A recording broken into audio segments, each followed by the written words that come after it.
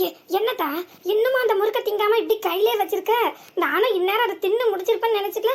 அடுத்த தட்டு முறுக்கே கொண்டிருக்கேன். நீ என்ன இப்படி கையிலே வச்சு இப்படி பராக்கு பார்த்துட்டு இருக்க? இதெல்லாம் சரிப்பட்டு வர மாதிரி தெரியல. இப்படி எலி குறைஞ்ச மாதிரி தின்னுட்டு கிடந்தா எந்த காலத்துல நீ தின்னு முடிக்கிறது? மலை மலைன்னு தின்னுத்தா. அப்படி என்ன யோசனை ஓடுது இந்த குட்டி மூளைக்குள்ள? ஏன் முறுக்கு நல்லா இல்லையாங்க?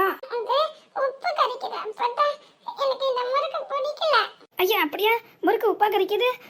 ஆட்டக்கறி கூட தின்னுட்டு நல்லா இருக்குன்னு சொல்லிட்டு போனா. அதனாலதான் நானும் அதை சரியா கவனிக்கல. ஆமா, அவளை எங்க ஆளே காங்கல. பிள்ளை இப்படி தனியா விட்டுட்டு எங்க போயிருப்பா? அவ இன்னாரும் இங்க இருந்தா தட்டு அப்ப மேல காலியா இருக்கும். தட்டு முழுக்க முறுக்கா இருக்குல்ல. அப்ப இவ பிள்ளைய விட்டுட்டு உடனே எங்கே போயிருப்பா போல இருக்க. வர வர ஆட்டக்கறிக்கு பொறுப்பே இல்லாம போச்சு. பச்சை பிள்ளை இப்படி தனியா விட்டுட்டு அவ அப்படி எங்க போய் தொலைஞ்சா? அப்போ நான் அதை பாரு வேற முறுக்கு எடுத்து வந்திருக்கேன். இதை கொஞ்சம் தின்னு பாக்கியா எப்படி இருக்குன்னு. என்னடா தங்கம் இப்படி திரு முடிச்சுட்டு கிடக்க? முறுக்கே பிடிக்கலையா உனக்கு? அப்போ ஐயோ, ஆட்டக்கறி மட்டும் இந்நேரம் இங்க இருந்து தான் வையன். அப்பவே அம்பட்டு முறுக்கு காலியெல்லாம் போயிருக்கா. நீ சுந்தரியோட மவளா இருந்துட்டு இப்படி ஒரு முறுக்க கூட திங்காம வச்சு வேடிக்கை பார்த்துட்டு கிடக்க. அவ என்னடா அரடாப்பா முறுக்க 1/2 நிமிஷத்துல அரை மிஷின்ல போட்டு அரைச்சி உள்ள தள்ளி விட்டா. நீ என்னடா அரை முறுக்க 1/2 மணி நேரமா இப்படி கொறிச்சிக்கிட்டே இருக்க. இப்படி ஒரு தீனி தின்னா எங்கன்னா உடம்புல ஒட்டுமா? அதான் என்னடா இம்புட்டு நேரம் ஆகியும் இன்னும் நம்ம பேர் அடிபடலேன்னு பார்த்தேன். இந்த கிழவிக்கு நம்மள வம்புக்களுக்கான தூக்கமே வராதுல்ல. வயிற்றுக்கு தீனி திங்கும் போதுலாம் இப்படி கணக்கெல்லாம் பார்த்துட்டு இருக்க கூடாதா? வஞ்சனை இல்லாம தீனி திங்கணும் பார்த்துக்க. அப்பதான் உடம்புல நல்லா ஒட்டும் சதப்பிடிப்பா இருக்கும். நீ இப்படி அரை வயிற்றுக்கும் கா வயிற்றுக்குமா தின்ன எப்படி உடம்பு பருக்கும்? அதான் பாரு நீ ஒட்டடை குடிச்ச மாதிரியே இருக்க. எல்லாரும் உன்னை கிண்டல் அடிக்கவங்கல்ல. இப்படி தீனி தின்னா எப்படிங்க?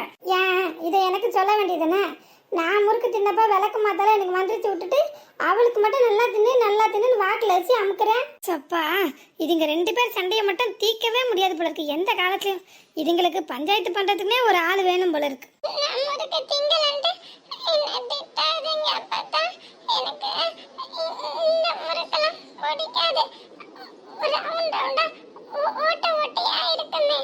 அந்த முறுக்கு தான் எனக்கு ரொம்ப பிடிக்கும். அது நான் என் விரல்ல கோத்துக்கிட்டு கறக்க முறுக்குன்னு கடைச்சி தின்ன. அதுதான் எங்க அம்மா செஞ்சு எனக்கு தருவாங்க. கேள்வி கேட்டிருக்கதாரு ஏன் மோவலாச்ச கிளவி மூளையை போட்டு நல்லா கொடைய போது இப்போ ரவுண்டா ஓட்டியா விரல்ல கோத்து திங்கிற முறுக்கு என்ன முறுக்குன்ட்டு கண்டுபிடிக்கதான் பாப்போம். அத்தை, அவ அச்சு முறுக்க தான் அப்படி சொல்ல தெரியாம சொல்றா. ஐயா அப்படியா? அச்சு முறுக்கா? ஐயே, அந்த முறுக்கு இல்லையா? அப்பவே உன் ஆட்டக்கறி வாயிலெல்லாம் போட்டுவிட்டேன். நான் சொன்னேன் ஒரு 2-3 எடுத்து வைன்னு. ஒரு வார்த்தை கூட கேட்கவே இல்லையே.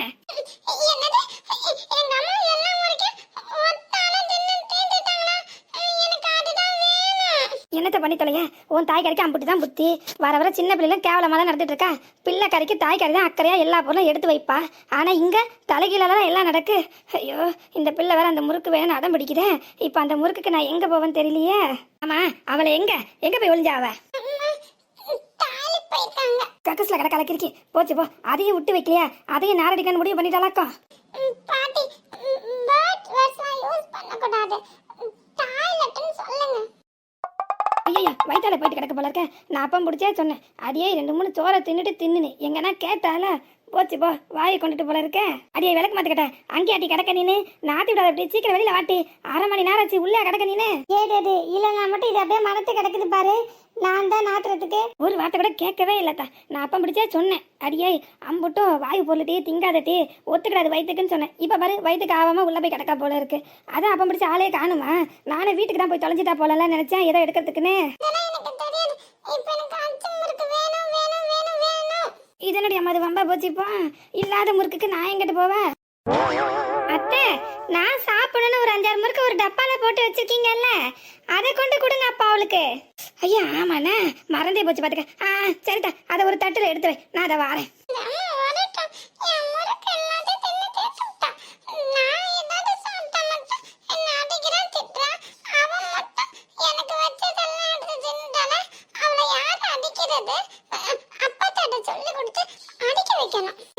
யாரு? உங்க அப்பா தானே?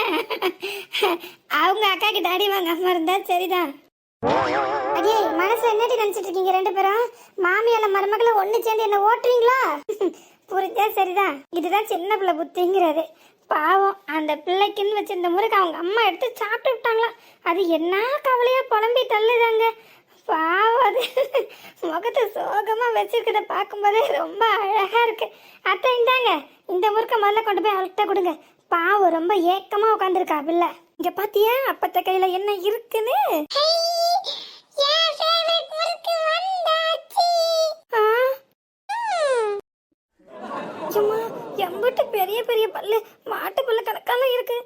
இல்ல இல்ல யானை பல்லு. இதை வச்சுட்டு அந்த பிள்ளை முறுக்க திங்க முடியாம அப்படி எலி குறைஞ்ச மாதிரி குறைஞ்சிட்டு கிடந்துச்சு. நானே எலி பல்லு போல இருக்கும் போல. சின்ன பிள்ளைனா அரிசி பல்லு தானே முளைச்சிருக்கும் பாவ. சின்ன பிள்ளைங்களோட பால் பல்லு அரிசி கணக்கா குச்சி குச்சா தானே இருக்கும்னு நான் கேள்விப்பட்டிருக்கேன். இது என்னடியம்மா இந்த ஆண்டாடி பெருசா இருக்கு. அது ரொம்ப நேரமா சது. ஐயோ பாவம் தான் என்ன. அத்தை வேற அவ சிரிப்பை பார்த்து பயந்து நிக்காங்க போல இருக்க. ஐயோ மயக்கம் போட்டு விழுறதுக்குள்ள நம்ம கிட்ட போய் நிப்போம். ஒரு நாள் பக்கத்துக்குள்ள நீ இம்புட்டு அரிசியா நிக்கிறிய, இதைத்தானே நான் நித்தம் பாக்குறேன். அப்ப ஏன் நிலைமை? பையன் பையன் மெதுவா ஒவ்வொன்னா எடுத்து தின்னுட்டேன்.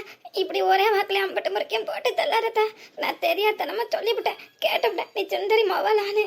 எம்மாடி எருமை நான் கேட்கவே மாட்டேன்தா. அப்பத்தை கொண்டு வரும்போதே நல்லா வாசமா இருக்கேன். இதை சாப்பிட்டா எம்பூட்டு டேஸ்டா இருக்கும் நினைச்ச மாதிரியே நல்லா ருசியா இருக்கு.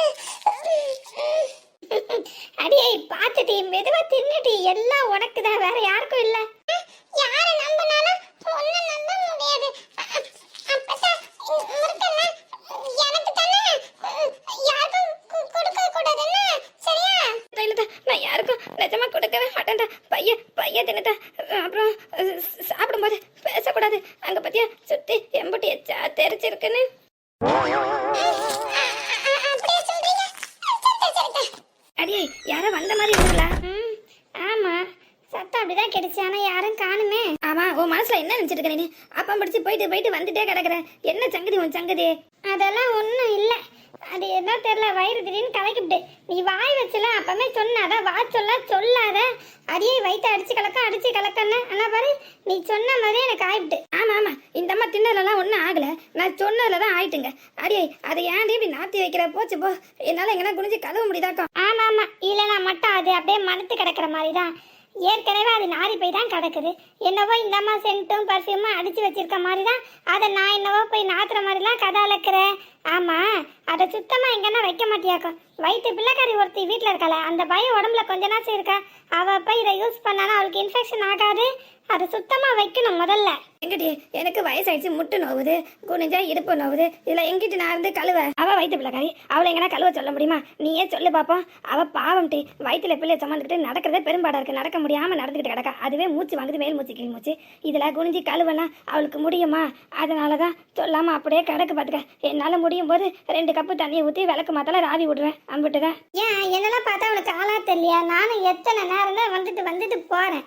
என்கிட்ட ஒரு வார்த்தை சொன்னாதான் என்னங்க, நான் கழுவி தர மாட்டேனாக்கும். நீ செய்வதா இருந்தாலும் உன்னை எங்கிட்ட வேலை வாங்கன்னு. என்ன இருந்தாலும்?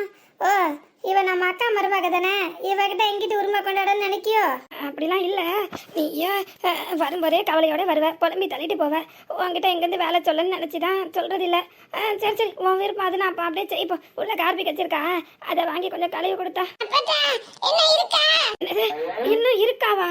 ஐயோ அவ்வளோ முக்கியமா நான் அம்பட்டு சீக்கிரம் தின்னுட்டு நீனே. கொஞ்ச நேரத்துக்கு முன்னாடி கூட பிள்ளை நல்லா தானே பேசிக்கிட்டு இருந்தது. இப்போ என்ன குரலும் ஆளும் ஒரு தினசா மாறி போயிடுச்சு. என்ன இது? அப்பவே பிடிச்சி கதவு திறக்கிற மாதிரி சத்தம் கேட்குது. சரி யாராங்க வராங்களாக்குன்னு பார்த்தா யாரும் இல்லைன்னு சொல்லிட்டு தானே சுந்தரி போனேன். இப்போ பல எப்படி சத்தம் கேட்குது? யார் அப்படி கதவை மூடி திறந்து விளையாடுறது? எம்மாடி பூமாரி, ஏமா பூமாரி. ஐயோ இந்த பிள்ளை முறுக்கு திங்கிறதுலையே கருத்தா இருக்கும் போல இருக்க. ஏத்தா கதவை திறக்கிற மாதிரி சத்தம் கேட்குது. அப்பத்தாக்கு எந்திரிச்சு நடக்க முடியாது, காலெல்லாம் முட்டெல்லாம் நோவுது. பார்த்துக்க, நீ கொஞ்சம் போய் யாருன்னு ஒரு எட்டு பார்த்துட்டு வந்துடுறியா?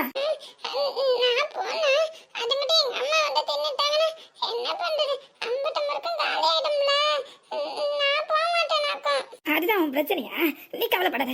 என் கையில இருந்து யாராலும் அவ்வளோ ஈஸியா வாங்கிட முடியாதுன்னு நான் உன் முறுக்க கண்ணு கருத்தமா பாத்துக்கிறேன். நீ போய் ஒரு எட்டு யாருன்னு மட்டும் பாத்துட்டு வந்துடுறியா? எனக்கு நடக்க முடியாதுங்கிறல்ல. எட்டி போய் அது யாருன்னு பாரு. நான் உன் முறுக்குல கையே வைக்கல, போதுமா? என்ன இது வீடு இன்னைக்கு ரொம்ப அமைதியா அந்த மாதிரி இருக்கு. ஒரு சட்டத்தையும் காணும். ஆத்தா ஒரு வேளை வெளியில போயிருக்குமோ? ஐயோ நான் ஆள் இல்லாத நேரமா பார்த்து வந்திருப்பேன் போல இருக்கு. எப்படி இருந்தாலும் அம்சா வீட்டுல தானே இருப்பா. மக்கா பூமாரி வாமா. என்ன மக்கா சோமா இருக்கியா? நல்லா இருக்கேன் பெரியப்பா. நீங்களும் பெரியம்மாவும் எப்படி எப்படி இருக்கீங்க? அக்காங்களையா இங்க கூட்டிட்டே வர மாட்டேங்கிறீங்க? அவங்களெல்லாம் பார்த்து 2 நாள் ஆச்சு தெரியுமா? அவங்க கூட எனக்கு விளையாடணும் போல ஆசையா இருக்கு பெரியப்பா. ஐயா அப்படியா? பிள்ளை எங்களெல்லாம் காணும் தேடிச்சாப்போ. அடைச்சா இந்த பிள்ளையை ஏங்க விட்டுட்டானே. அது பெரியப்பாக்கு ஒரு முக்கியமான சோழி இருந்ததா, அதான் 2 நாள் அந்த வேலையில் மாட்டிக்கிட்டதால இந்த பக்கம் எட்டி கூட என்னால் பார்க்க முடியல, ஆட்கால்களையும் கூட்டிகிட்டு வர முடியல. சரி சரி, நான் நாளைக்கு கூட்டிகிட்டு வரேன், நீங்கள்லாம் ஒன்றா சேர்ந்து விளையாடலான்னு. அப்புறம் உங்கள் பெரியம்மாவும் நாளைக்கு வருவா, அவளும் நல்லா இருக்கான்னு. அப்பத்தெல்லாம் எங்க ஆளே காணும், வீட்டில் யாருமே இல்லையா? நீ மட்டும் தான் தனியாக இருக்கியாப்போ? இல்ல பெரியப்பா, எல்லாம் வீட்டுக்குள்ள தான் இருக்காங்க. ஆளுக்கு ஒவ்வொரு வேலை பார்த்துக்கிட்டே இருக்காங்கல்ல, அதான் சத்தம் போட யாருமே இல்ல. நானும் முறுக்கு தின்னுக்கிட்டு இருக்கேன்ல, அதான் என் சத்தமும் உங்களுக்கு கேட்டிருக்காதா இருக்கும்.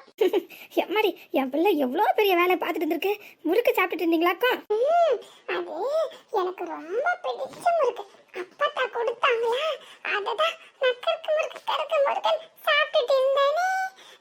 நீங்க வரீங்களா? நான் உங்களுக்கு வேணா உள்ள தரட்டா? ஆனா நான் அந்த முறுக்கு யாருக்குமே தர மாட்டேன். நீங்க எனக்கு ரொம்ப பிடிச்ச பெரியப்பால, அதனால உங்களுக்கு மட்டும் ஒண்ணே ஒண்ணு தரட்டுமா?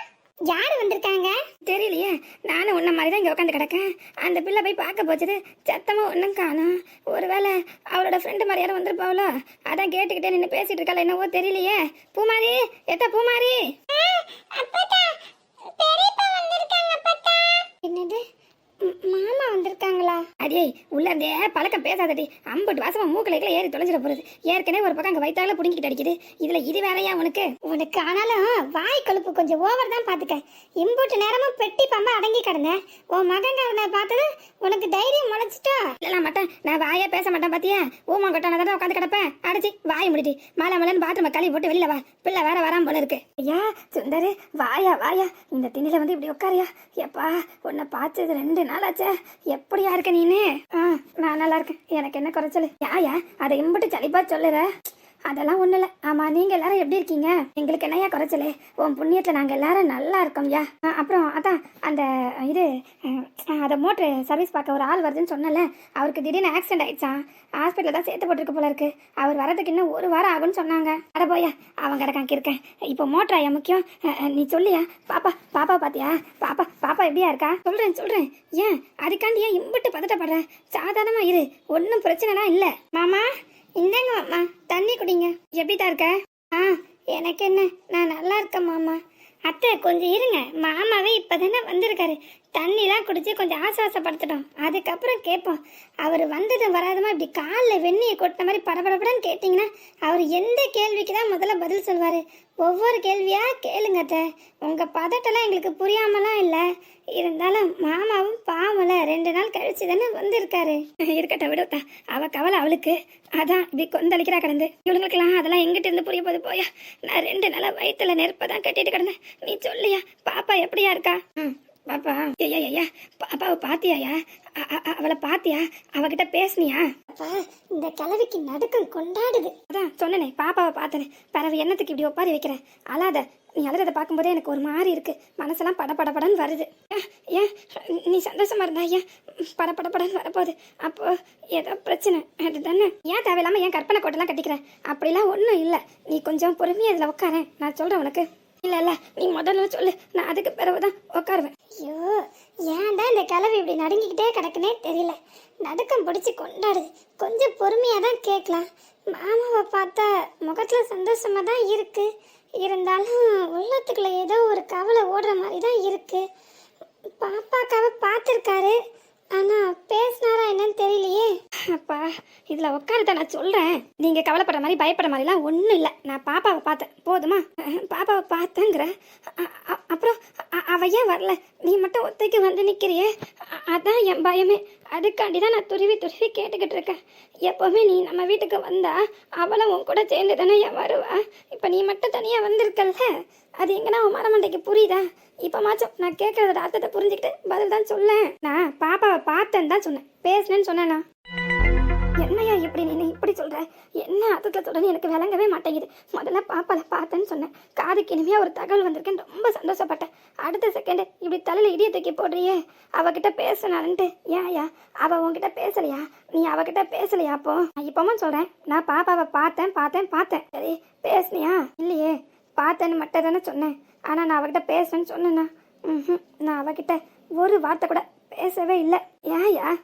ஏன்னா நான் மட்டும்தான் பாப்பாவை பார்த்தேன், அவள் என்ன பார்க்கல. அண்ணா பார்த்தா தேனு எப்படி தான் இருக்க? ஏன் நல்லதா இப்போ ரொம்ப முக்கியம். அதெல்லாம் கிடக்கட்டும். முதல்ல நீங்கள் இப்போ பாப்பாக்காவை பார்த்துட்டு தானே வரீங்க. அந்த அக்கா எப்படி இருக்காங்க? அவங்க எங்க? நீ இப்போதான் வந்தியாக்கும், அதான் உனக்கு தகவல் எதுவும் தெரியல. நான் மட்டும்தான் பாப்பால பார்த்தேன், ஆனால் அவ என்ன பார்க்கல. பெரியப்பா, அழாதீங்க பெரியப்பா.